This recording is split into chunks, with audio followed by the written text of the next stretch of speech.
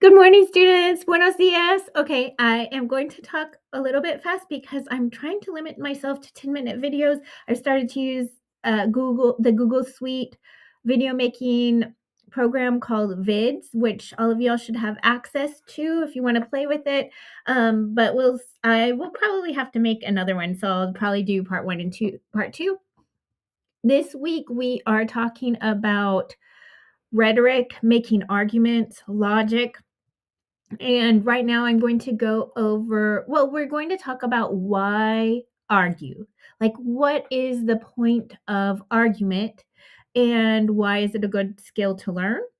And what are some of the techniques that we can use when we're practicing and learning this skill? Um, so, we're first looking at this article called Finding the Good Argument or Why Bother with Logic by Rebecca Jones. I posted that this took me 1.5 hours to read, and it should take about 3 hours to work through. I might work more slowly than some of you, but that was my estimate. But again, I will try to make my video more concise.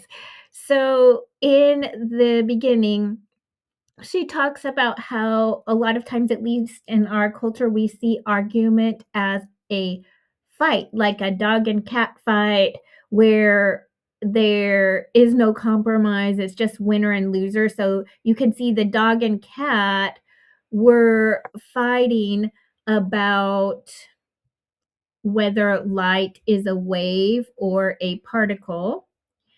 And they thought they could maybe compromise.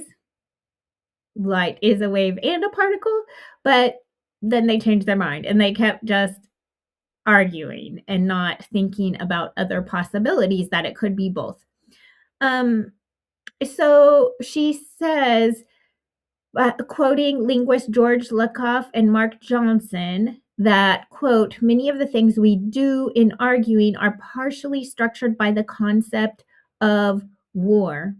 And then I asked a question here. Can you think of an alternative? What would that be?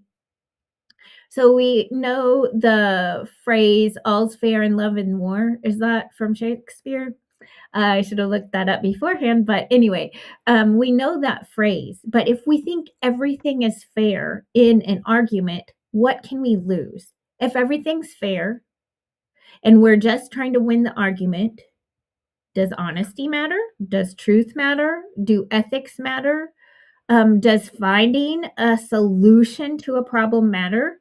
Or is it just the end result of winning the fight? So we can see how else can we think of argument. And she says Lakoff and Johnson asked their readers to imagine something like, quote, argument is dance, end quote, rather than, quote, argument is war, end quote. We can also think of it, she says, like collaboration, dialogue, deliberation. And she says these are, quote, cornerstone concepts in the history of American democracy, end of quote. Um, but it feels sometimes like we've lost some of this and things have turned into fights just meant to score points instead of really to accomplish something in dialogue. And she talks about how, there are fact checkers and they can show how someone isn't being truthful. They're just trying to win points. And we see this all the time.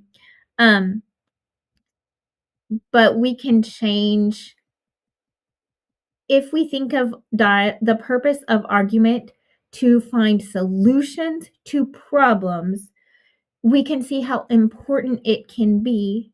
And when we go through the steps of making an argument, if our minds are open, we might find solutions that we hadn't thought of earlier. And maybe some of you noticed, like when you did the exercises for pre writing, for coming up with ideas, some of you said, oh, that helped me come up with something, a way to think about this topic that I had never thought of before. So the same thing with argumentation. you might actually come up with a solution you haven't thought of or a new way to think about the problem. And you might also be able to understand the arguments on the other side. Um, let's see.